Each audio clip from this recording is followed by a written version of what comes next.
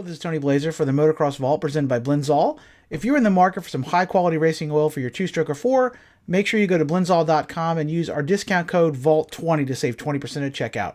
Thank you for all the support. This is Todd DeHoop, and welcome to the Motocross Vault.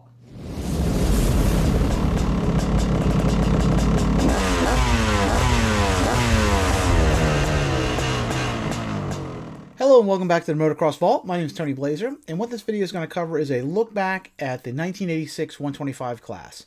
I love shootouts. They're my favorite articles to read, particularly in the older magazines I have back here that were from the 80s and 90s. Those are always really interesting articles, and usually some of them were pretty colorful. Motocross Action in particular always had a very witty way of skewering the bikes, and back then the bikes were very different. Obviously there are some subtle differences, but it's not as dramatic as it was back in the old days where you really had a bike that was really good and then a bike that was really a turd at the bottom a lot of times. There was much more of I guess each bike had much more of a personality, and the advent of things like fuel injection and the four strokes and stuff, I think there's a little less difference between the machines than there used to be in the old days. And these shootouts kind of bring those out. I love reading them, as I said, and looking back at them here is a lot of fun. So what this thing is going to do is basically, I'm going to take all the shootouts, all the magazines that shot out the 125 class that year, and surprisingly, it's not all of them. That was Dirt Bike, Motocross Action, Cycle News, and Cycle World, which was actually had some of the best dirt bike coverage back then. Even though it was a street bike focused magazine in the 70s and 80s, they actually had some of the best articles covering the dirt bikes. They're very detailed, got in a lot of stuff. So I always like these old Cycle Worlds. Interestingly, Dirt Rider did not do a shootout in 1986. Dirt Rider was weird. They had come out, I think, in 82. And it seems like some years when I'm looking through my magazines, they'll shoot out some of the bikes, not all of them. They might have a 500 shootout, but then no 250 or 125 or vice versa. Kind of strange. This year in 86, they didn't even shoot out the 125s at all, even though they tested all the bikes. So I don't know what happened there. I'm not sure what was going on at the magazine, but kind of strange. But in any case, there was no shootout, so I did not include it here. Dirt Rider, unfortunately, did not do them. So Motocross magazine, I think, was just going out of business right about this time. It was being folded back into Motocross Action, and Super Motocross may not have been around quite yet. I think Super Motocross came out maybe a year after this. So anyway, so this shootout's going to cover Cycle World, Motocross Action, Dirt Bike, and then also Cycle News. They all looked at all the machines, even though some of them only covered the main four Japanese. I'm going to cover a little bit more. Like Dirt Bike, I believe it was captured, and maybe one other magazine looked at also the Cagiva and things like the KTM, which were a little more niche vehicles back then. Their bikes certainly weren't very mainstream, but it was cool that they at least tested them. So I'll add the thoughts on those bikes here as well. If you'd like to check out something similar, I just did one on the 1992 of the 250 class. I've done several other shootout reviews. Again, these are some of my favorite articles that I write for PulpMX, and doing these little video versions is a lot of fun as well. So you'll find some more on my channel. If you'd like to support what I do, I just came out with some all-new merch. I did a brand new Todd DeHoop design based on his 1994 Honda of Troy machine, and I also just came out with one based on Buddy Antonez's 1988 RM80.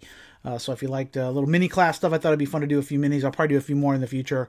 I might do like the 87 CR. That's another one of my favorites. I was never lucky enough to have mini bikes as a kid, but I always thought they were cool. I definitely drooled over them. I always thought this 86 through 1988 era of the Suzukis with the blue engines was really cool. I thought it would make a neat shirt, so I did one here based on that design.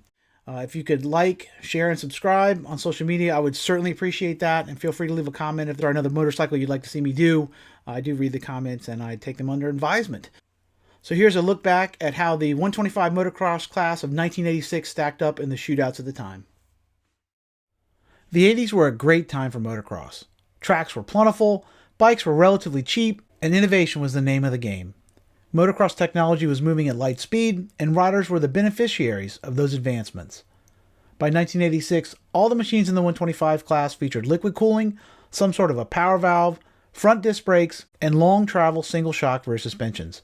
Even the poorest performers of the 86 125 class would have handily beaten the best machines from only a few years before. Motocross in the 80s was a cutthroat business, and in no class was that more apparent than the 125 division. For this retrospective, we are once again going to take a look back at the contenders through their ranking in the major American enthusiast magazines of the time. In this case, that means Motocross Action, Dirt Bike, Cycle World, and Cycle News. Just as in my previous lookbacks, I'm going to list the final rankings for each bike as they appeared in the magazines, and then give you a brief synopsis of its strengths and weaknesses. If a machine was not tested by all the magazines, I am only going to list the rankings that apply. First up is the 1986 Honda CR125R. It finished first out of 4 in Motocross Actions rankings. In Dirt Bike, it finished first out of 5. In Cycle World, it finished first out of 6. And in Cycle News, it finished first out of 4. In 1986, if you were riding anything other than a Honda, you were truly at a major disadvantage. Pretty much across the board, the CRs were the best bikes available. In the 500 class, that lead was less defined, but in every other division, the red machines ruled supreme. In the case of the 86 CR125R, that lead came down mostly to its broad and potent motor package. In 1985, the CR125 motor had been a mid-pack performer, but subtle changes for 86 yielded major gains on the track. A redesigned cylinder maintained the ATAC design of 84 and 85, but added new porting to boost bottom end response. A new single ring piston was installed and matched to a beefed up clutch for a better hookup. The chassis and bodywork remained largely unchanged, but the ProLink rear suspension received a revised ratio, and a new travel control valve was added to the 43mm Cagiva conventional forks. Unlike its siblings, the CR125 did not get the benefit of Showa's revolutionary new cartridge forks in 86, and had to make do with damper rods for one more year. On the track, the CR125R was the class of the 86 125 field. It offered the most power and the broadest spread, with a beefy for a 125 low to mid blast that barked out of turns and pulled the red machine to the front. The top end was only average, but by then the competition was in your dust. Turning was excellent, and the Honda excelled in anything other than a 5th gear straight. Here the CR got a little sketchy, and the bike was not well suited for bombing across the desert at warp factor 10. The suspension was adequate, but not spectacular by any means. Both the forks and shock garnered middle-of-the-pack ratings, and no one loved either end's performance. Thankfully for Big Red, none of its competitors were particularly good either in 86, and the Honda's mediocre suspension showings were not enough to torpedo its rankings at the front. The CR ran the best, shifted the best, clutched the best, turned the best, and felt the best. It was also drop-dead gorgeous, but I don't think that really helped it in the final standings. In the end, it ranked first in every shootout, and it was not even close. In the 125 class, motor was always king, and at 86, the bike wearing that crown was the Honda CR125R. Next up is the 1986 Yamaha YZ125. Motocross Action picked it second out of 4, Dirt Bike Magazine picked it second out of 5, Cycle World ranked it third out of 6, and Cycle News ranked it second out of 4. Long the whipping boy of the 125 class, Yamaha's YZ125 finally did some whipping of its own in 1986. An all-new case reed motor brought a much-needed boost to the former weakling of the class. The new mill provided a super strong low to mid blast, but absolutely no top end whatsoever. Out of turns it was a rocket, but you had to be fast on the shifter to keep it from falling off the pipe. Unfortunately, that was no easy task with the Yamaha's cranky clutch and notchy transmission. Under power, it was nearly impossible to shift without backing off slightly and feeding in some clutch. It was by far the worst transmission in the class, and a major handicap to an otherwise very competitive motor package. On the chassis side, the new YZ was much improved over the 85 model. The new Yamaha turned much better than before, but not as well as the Honda, and offered the best stability in the class. Everyone loved the slim new bodywork and Sano looks as well. The forks tied the Honda for mid-pack, but the new Öhlins Type KYB shock swept the field with excellent performance. Overall, it was a clutch and transmission away from challenging the Honda at the front. After several years of being compared to snails, lawnmowers, and mopeds, this breakthrough in performance was a welcome change for the Yamaha crew. Next up, we have the 1986 Kawasaki KX125. It finished third in Motocross Action Shootout, third out of 4. It finished third out of 5 in Dirt Bike Magazine Shootout. It finished second out of 6 in Cycle World standings, and got 4th place out of 4 at Cycle News. In 1984 and 1985, the Kawasaki KX125 had been the class of the field in the 125 division, with a rompin' motor and workmanlike chassis. The KX offered by far the best power in the class, and that was more than enough to outclass its rivals. The new Works replica KX125 featured a completely redesigned chassis that removed the dogbone strut and replaced it with a more conventional bottom-link unitrack design. The motor, bodywork, and brakes were all new as well, adding a work-style rear disc binder for the first time. On paper, the new KX looked damn impressive, but on the track it proved underwhelming. Unlike 1985, the new motor proved peaky and hard to ride.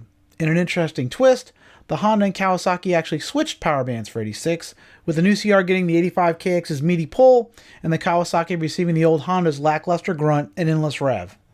For pros like Eddie Warren, this was probably a fair trade-off, but for regular Joes, this was not a welcome change. Now, the KX required a go-for-broke attack style on the track to keep it from falling off the pipe, and riders of lesser skill found the new power band far too demanding. On the chassis side, the KX received further demerits for its utter unwillingness to turn and a confused rear shock. The bike felt like it had a hinge in the middle, with the front wheel not communicating your intention to turn to the rest of the chassis. The forks worked well enough compared to its rivals. Again, none of them were very good in 86, but the shock was busy, harsh, and choppy in the rough. Riders did love the super powerful rear disc once they got used to it, and it was probably the single best feature on the 86 KX. After 2 years of dominating the class, the 1986 KX125 proved to be a huge disappointment for Kawasaki fans. If you had the skill to keep it cooking, it was a contender, but there were far easier tickets to the victory podium in 1986. Next up on our roundup is the 1986 Suzuki RM125. Motocross Action picked it last, 4 out of 4, Dirt Bike Magazine picked it last, 5th out of 5, Cycle World picked it 5th out of 6 contenders, and Cycle News ranked it 3rd out of 4. Like the Yamaha and Kawasaki, the Suzuki RM was all new for 1986. Despite its rather old-fashioned appearance, the bike was actually a complete redesign. It featured an all-new chassis, motor, and suspension system, with a power valve making its first appearance on an RM125. This was also the first year that the original full floater was retired due to legal issues and packaging concerns.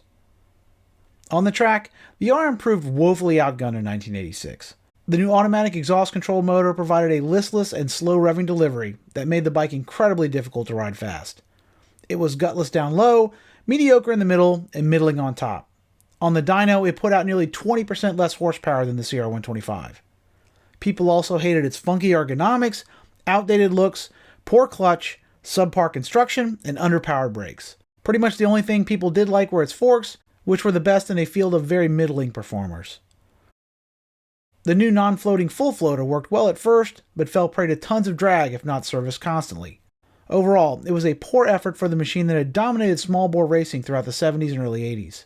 It finished last or second to last in every shootout, and even got beat by the Cagiva in Dirt Bike and Cycle World's contests.